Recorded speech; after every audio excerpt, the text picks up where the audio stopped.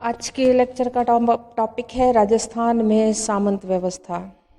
राजस्थान की सामाजिक व्यवस्था में सामंत पद्धति अपना विशेष स्थान रखती है। राजस्थान के राज्यों में आरंभ से ही राजतंत्र व्यवस्था प्रचलित रही और सामंत व्यवस्था इस राजतंत्र प्रणाली का ही एक प्रतिफल है।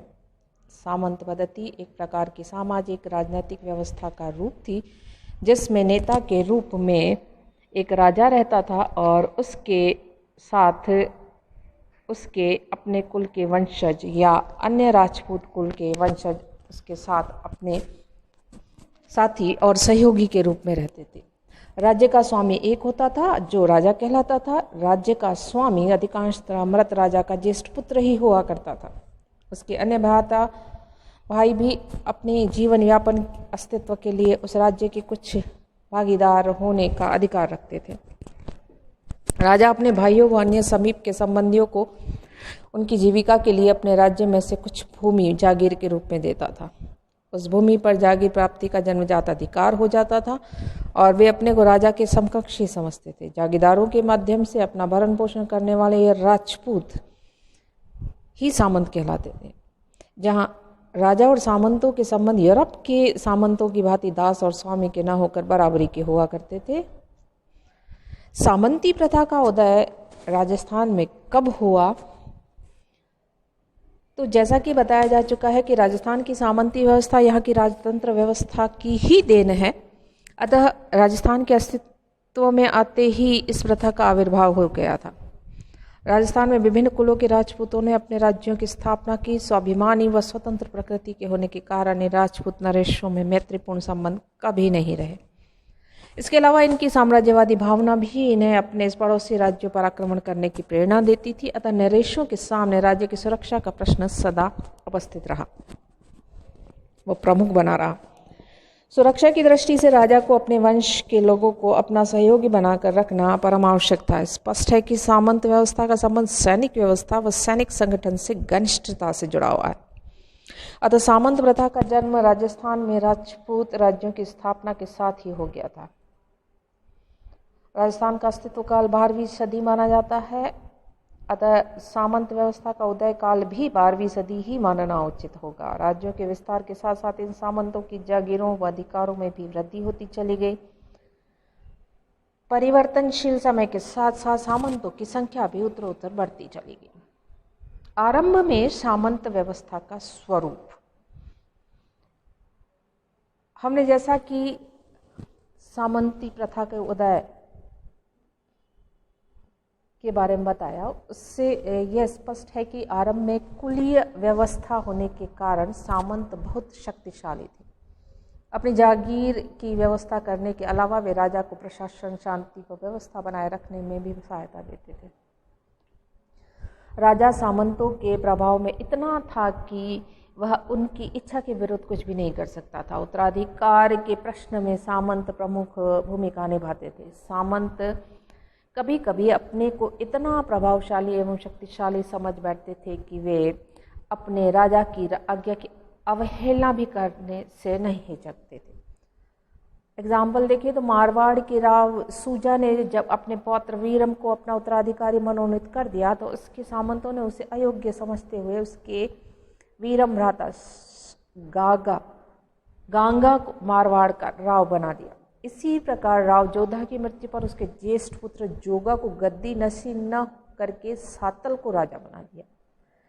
सामंतों द्वारा इस प्रकार का हस्तक्षेप केवल मारवाड़ में ही नहीं था वरन राजस्थान के अन्य राज्यों में भी था।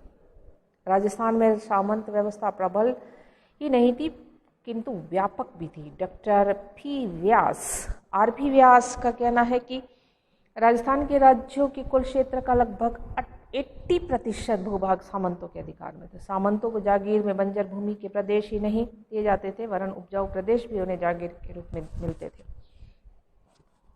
परंतु नरेशों के महत्वाकांक्षी होने के कारण व प्रशासनिक भार बढ़ने के कारण खर्चे में जब वृद्धि होने लगी तो उन्होंने सामंतों की अधीनस्थ भूमि को अपने अधीन करने हेतु खालसा भूमि में बढ़ोतरी करना शुरू किया। सामंतों ने अपने नरेशों की इस नीति का खुलकर विरोध कर डाला और इससे सामंतों व नरेशों के बीच संबंध तनावपूर्ण होने लगे। राजा अपनी शक्ति का व प्रतिष्ठा में वृद्धि करना चाहता था और सामंतों के अधिकारों पर कुठाराघात करने का प्रयास करने लगा। इसके विपरीत सामंत स्वकुलीय व्यवस्था को जो कि त्यों बनाए रखना चाहते थे, इसी विषय को लेकर मारवाड़ के राव गांगा व उसके सामंतों के बीच ठन गई। परंतु सामंत उसके समय में इतने शक्तिशाली हो गए थे कि वे स्वतंत्र शासक की भांति व्यवहार करने लगे। राव गांगा उनकी शक्ति का दमन नहीं कर पाया। जब मालदेव ने उनके अधिकारों पर प्रहार किया तो इसके दुष्परिणाम भुगतने पड़े। अतः स्पष्ट है कि राजस्थान के सामंत प्रभावशाली व अत्यधिक शक्तिशाली हुआ करते थे। राजस्थान की सामंती व्यवस्था की विशेषताएं। राजस्थानी सामंती व्यवस्था की कोई मौलिक व्यवस्था नहीं थी। इससे पूर्व ये यूरोप में फलीभूत हो चुकी थी, परंतु राजस्थान की सामंती व्यवस्था अपनी कुछ मौलिक विशेषताएं अवश्य रखती थी। पहली देखें तो समानता पर आधारित। जैसा कि पूर्व में स्पष्ट किया जा चुका है कि राजस्थान की सामंती पद्धति समानता के सिद्धांत आधारित थी। या राजा व सामंतों के संबंध दास व स्वामी के सिद्धांत पर आधारित न होकर समानता के आधार पर स्थापित थे।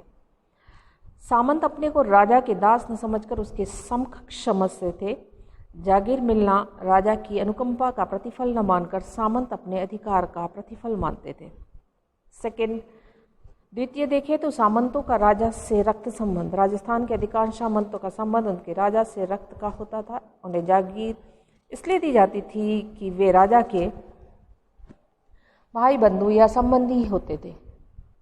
इसके अतिरिक्त कुछ ही सामंत ऐसे होते थे जिन्हें राजा उनकी वीरता तथा धार्मिक निष्ठा के कारण जागीर प्रदान करते थे। इसलिए वे अपने राजा की सुरक्षा के लिए मर मिटना अपना कर्तव्य समझते थे। अन्य सामंत राजा को अपने ही कुल का एक सदस्य मानते थे। तीसरी विशेषता सामंती व्यवस्था का उत्थान व पतन उनके राजाओं के साथ होना। राजस्थान के नरेशों के उत्थान का इतिहास वहाँ के सामंतों के उत्कर्ष का इतिहास है। इसी प्रकार उनका पतन भी राजाओं के साथ ही हुआ। यूरोप का इतिहास इससे भिन्न रहा है। वहाँ के राजा व सम्राट अपने सामंतों की शक्ति का दमन करके ही शक्तिशाली हुए। राजस्थान में ऐसा बहुत कम मात्रा में देखने को मिलता है। यहाँ राजा व उसके सामंतों के बीच शक्ति की प्रतिद्वंद्विता कम रही है। चौथा, स्वामी भक्ति। सामंत व राजाओं के संबंधों में निस्संदेह उतार चढ़ाव है, परंतु सामंत सदा अपने राजा के परम भक्त रहे। हालांकि जोधपुर के सामंत बहुत शक्तिशाली थे, उन्होंने अपने राजा की इच्छा का कई बार विरोध किया, परंतु ऐसे अवसर बहुत कम आते हैं जब सामंतों ने कठिनाई के समय अपने स्वामी का साथ न दिया हो। इसी प्रकार की घटनाएं हमें राजस्थान के अन्य राजाओं के राज्यों में भी देखने को मिलती है। समय आने पर सामंतों ने अपने राजा का पूरा सहयोग दिया और राज्य में शांति व व्यवस्था बनाए रखने में वे हमेशा राजा के सहयोगी बने रहे। मुगल प्रभाव में राजस्थान की सामंती व्यवस्था कैसी रही, तो उस विषय में कर्नल टोड ने तो राजस्थानी सामंती व्यवस्था को यूरोप की सामंती व्यवस्था से प्रभावित सिद्ध करना चाहा है। यद्यपि यूरोप की सामंत व्यवस्था का प्रभाव तो राजस्थान की सामंती पद्धति पर नहीं पड़ा, परंतु मुगल प्रशासन का उस पर प्रभाव अवश्य देखने को मिलता है। राजस्थान के राजपूत नरेश जो ही मुगलों की दास्तां में गए कि उनकी सामंती व्यवस्था परिवर्तन आने लगा। राजस्थान के सामंत अब राजा के समकक्ष न रहकर उसके सेवक के रूप में रहने लगे। राजपूत नरेश मुगल सेना की सहायता से अपने सामंतों की शक्ति को कम करने लगे। यदि कोई सामंत अपने राजा के विरुद्ध सिर उठाने का साहस करता तो उसे मुगल सेना की सहायता से दबा दिया जाता। तात्पर्य यह है कि राजस्थान के राजा अब अपने यहाँ शांति व व्यवस्था बनाए रखने में अपने सामंतों की सैनिक सहायता पर निर्भर न रहकर मुगल सेना पर आधारित हो गए। पड़ोसी राज्यों के झगड़े मुगल सम्राट की मध्यस्थता से तय होने लगे। इस कारण भी राजा अब अपने सामंतों की सैनिक सहायता पर कम निर्भर रहने लगे। एग्जाम्पल देखें तो मारवाड़ के मोटा राजा उदय सिंह को लीजिए। उसने अकबर की दास्ता स्वीकार कर अपने प्रतिद्वंदी भ्राता चंद्रसेन के समर्थक सामंतों को मुगल सेना की सहायता से दबा दिया। राजपूत नरेश दिल से मुगल सेवा करके जब उच्च मनसब पदों पर आसीन होने लगे तो वे अपने सामंतों पर सैनिक दृष्टि से आश्रित न रहकर उनको प्रदत्त जागीर की आय के अनुसार उनसे सैनिक सहायता प्राप्त करने लगे। सैनिक सेवा के संबंध में कुछ हेर फेर के साथ सामान्यतः सभी राज्यों में एक से नियम थे। उदाहरण के रूप में देखें तो मारवाड़ में सामंत 1000 रुपये की रेट पर एक घुड़सवार, 750 रुपये पर एक सुतर सवार और 500 रुपये पर एक पैदल सिपाही राजा की सेवार्थ रखता था। मेवाड़ में 1000 रुपये पर 2 घुड़सवार और 4 पैदल सिपाही 3 महीने के लिए राणा की सेवा में भेजने पड़ते थे। जयपुर राज्य में 1000 रुपये पर एक घुड़सवार तथा एक पैदल राजा की सेवा में सामंत भेजता था। जैसलमेर के सामंतों की आय बहुत कम होती थी, इस कारण उन्हें राजा की चाकरी में सैनिक भेजना आवश्यक नहीं था। मध्यकालीन इतिहास साक्षी रहा है कि मेवाड़ के महाराणाओं ने मुगल दासता स्वीकार नहीं की थी, इस कारण मेवाड़ की सामंती व्यवस्था भी मुगल प्रशासन से प्रभावित नहीं रही। यहाँ के सामंत मुगल काल में शक्तिहीन न होकर उल्टे शक्तिशाली हो चुके थे। इसका प्रमुख कारण राणा का मुगलों से निरंतर संघर्ष करते रहना था। अतः मेवाड़ के महाराणा तो अपने सामंतों की सैन्य शक्ति पर अधिक आश्रित हो गए। राणा ने अपने सामंतों के गांवों में हेराफेरी करना भी बंद कर दिया। एक स्थान पर स्थायी रूप से बसने के कारण भी मेवाड़ के सामंत शक्तिशाली और प्रभावशाली हुए और दरबार में प्रथम श्रेणी के सामंतों की कुर्सी राज्य के युवराज के भी आगे लगती थी। अतः इससे स्पष्ट है कि मुगल काल में मेवाड़ के सामंती व्यवस्था राजस्थान के अन्य राज्यों की भांति निर्बल नहीं किंतु और अधिक प्रभावशाली और शक्तिशाली बन गई। राजस्थान में सामंत व्यवस्था के विकसित होने के कारण, प्रथम कारण देखें तो हिंदू उत्तराधिकार नियम है। हिंदू उत्तराधिकार नियम के अंतर्गत राजा के मरने के उपरांत उनकी गद्दी उनके ज्येष्ठ पुत्र को मिलती थी। अतः जब ज्येष्ठ पुत्र पिता की गद्दी पर आसीन हो जाता था तो उसे अपने कनिष्ठ भ्राताओं के जीवन यापन के लिए जागीर देना आवश्यक था। इस प्रकार राजाओं के छोटे पुत्र सामंत ही बनते चले गए। दूसरा कारण राजपूत नरेशों की साम्राज्यवादी महत्वाकांक्षाएं।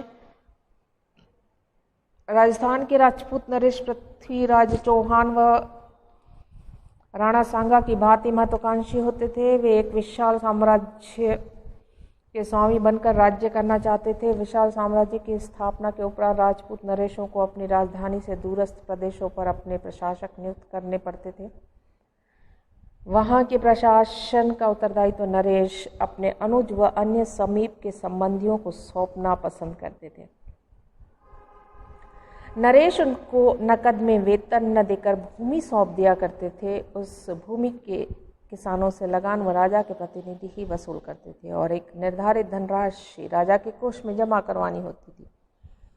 प्रशासन की इस व्यवस्था से भी जागीरदारी व सामंती व्यवस्था को विकसित होने का अवसर मिला। थर्ड रीजन, तीसरा कारण हम देखें तो राजपूत नरेशों का सदैव संघर्षरत रहना। राजपूत राजा स्वाभिमानी हुआ करते थे, किसी की भी पराधीनता में रहना उन्हें पसंद नहीं था। फलस्वरूप राजस्थान के नरेश सदैव आपस में ही संघर्षरत रहे और संघर्षों में विजय होने की अभिलाषा से राजपूत नरेश अपने लघु भ्राताओं तथा संबंधियों को भूमि देकर बदले से सैनिक सहायता मांगते थे।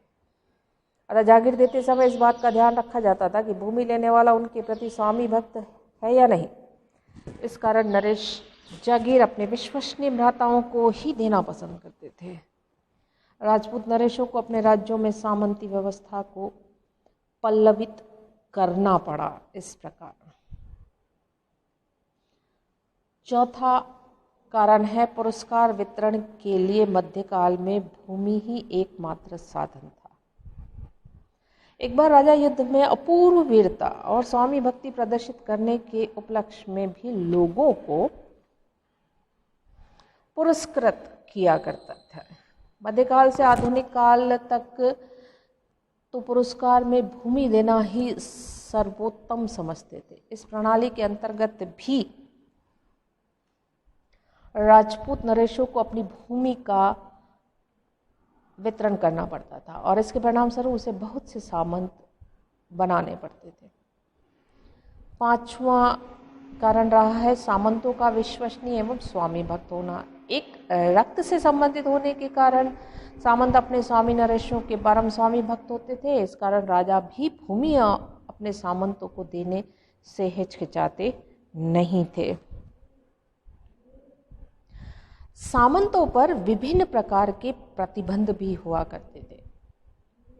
मुगल सम्राट के सहयोग से जब राजपूत नरेश अपने सामंतों की शक्ति को कम करने में सफल हो गए तो उन्होंने उन पर नाना प्रकार के प्रतिबंध लगाना शुरू किया। सर्वप्रथम राजाओं ने अपनी आर्थिक दशा को सुधारने के लक्ष्य को ध्यान में रखते हुए उन पर सामंतों पर अनेक लाग लगा दी। जब सामंत की मृत्यु पर उसका पुत्र जागीर का भार संभालता तो उसे राजा को रेख देनी पड़ती थी। इसके अलावा राजा से हुक्मनामा प्राप्त करने व न्योत के रूप में भी राजा को पर्याप्त धनराशि देनी पड़ती थी। मुगल प्रशासन के प्रभाव के परिणाम स्वरूप अब रेख राजस्व की राशि निर्धारित की जाने लगी और रेख के आधार पर ही नरेश अपने सामंतों से सेवा लेने लगे। मारवाड़ में रेख 2 श्रेणियों में विभक्त थी। प्रथम देखें तो पट्टा रेख और द्वितीय भर्तु रेख। पट्टा रेख से तात्पर्य जागीर की उस अनुमानित वार्षिक आय से था जिसका राजा पट्टे में उल्लेख करता था, और भर्तु रेख से प्रयोजन उस रकम से होता था जो जागीरदार पट्टा रेख के आधार पर राजा के खजाने में जमा कराता था। मुगल प्रभाव से पूर्व सामंतों को केवल चाकरी का मतलब होता है सेवा के अलावा अन्य कर नहीं देना पड़ता था। चाकरी से तात्पर्य उस सैनिक सेवा से था जो सामंत द्वारा अपने राजा को राज्य विस्तार व शत्रु से राज्य की रक्षा करने हेतु दी जाती थी। परंतु मुगलों के शक्तिहीन होने पर मराठों की निरंतर लूट खसोट ने नरेशों को अपने सामंतों से धन एकत्रित करने को बाध्य कर दिया। जब नरेशों का इन लोगों से इतनी लाग वसूल करने पर भी आर्थिक संकट नहीं टला तो उन्होंने अपने सामंतों पर और कर डाल दिए। उदाहरण के रूप में देखें तो नजराना, युवराज की प्रथम शादी पर भेंट तथा बाईजी लाल के विवाह पर न्योत के रूप में धन लेना। नजराना उस समय लिया जाता था जब मृतक सामंत का पुत्र वयस्क हो जाता और राजा की ओर से उसे जागीर संभालने का हुक्म जारी हो जाता। हुक्मनामा के जारी होने पर सामंत पुत्र जागीर का स्वामी बनता था। यह उत्तराधिकार का शुल्क विभिन्न राज्यों में विभिन्न नामों से लिया जाता था। जोधपुर में हुक्मनामा, जयपुर में नजराना, बीकानेर में पेशकशी और मेवाड़ में तलवार बंधाई। नजराना व न्योत की रकम अलग अलग राज्यों में अलग अलग होती थी। उदयपुर के महाराणा जब तीर्थ यात्रा पर जाते थे तो सामंतों से भेंट के रूप में धन वसूल करते थे। यह राशि 1000 की रेख पर 75 रुपये होती थी और राजस्थान के अन्य राज्यों में कुछ हेरफेर के साथ ये लागें सामंतों से वसूल की जाती थी। सामंतों पर लगाए गए प्रतिबंधों की प्रतिक्रिया। सामंतों पर जब राजपूत नरेशों ने अपने सामंतों पर जो विभिन्न प्रकार के प्रतिबंध व लागें अपने सामंतों की शक्ति को नियंत्रित करने व अपनी आर्थिक अवस्था को सुधारने की दृष्टि से जो लगाई थी, पर इसके परिणाम नरेशों को हानिकारक उठानी पड़ी। नरेशों व सामंतों के संबंध तनावपूर्ण हो गए। राजा अपने सामंतों को अपने समकक्ष न समझकर उन्हें अपना सेवक समझने लगे और सामंतों पर नाना प्रकार की लागें लगाकर उन्हें नाराज कर दिया। साथ ही उनकी आर्थिक अवस्था को भी दयनीय बना दिया गया। उधर राजाओं की आर्थिक अवस्था में भी विशेष कोई इन लागों से सुधार देखने को नहीं मिलता। इसके अलावा कई सामंत अपने नरेशों के व्यवहार से पीड़ित हो सीधे मुगल सम्राटों के साथ संबंध स्थापित करने लगे और मुगल सम्राटों ने ऐसे सामंतों को अपने यहाँ आश्रय दिया और उन्हें नरेश विरोधी बना दिया। मुगलों की इस नीति का प्रभाव नरेशों व सामंतों दोनों पर ही पड़ा और राजा व उनके सामंतों की शक्ति दोनों का ही ह्रास हुआ।